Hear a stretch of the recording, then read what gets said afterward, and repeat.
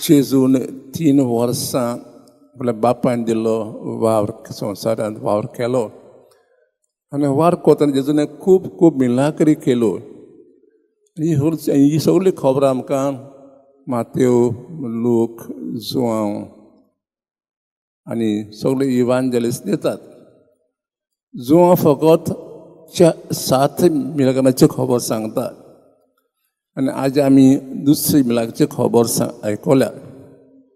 जुआंवाक ही मिलाग्र फकत मिलाग्री न्हय, फकत एक खुना. The miracles was a sign of God's presence in Jesus.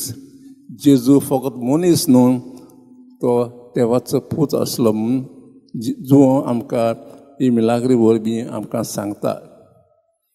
आनी आज मिलाग्री एक खास एक अधिकारी आपल्या पुता खातीर जेजूशी येता आनी मागणें कोत्ता. म्हजो पूत मरणाचे तोरणीन आसा, म्हज्या घरा ये, ताका बरो कोर. पूण जेजू ताका बरो करचे आदीं ताचो भावार्थ तपासता. Jesus first test his faith आनी ताचो भावार्थ पळोवन जेजू ताच्या पुताक बरो कोत्ता.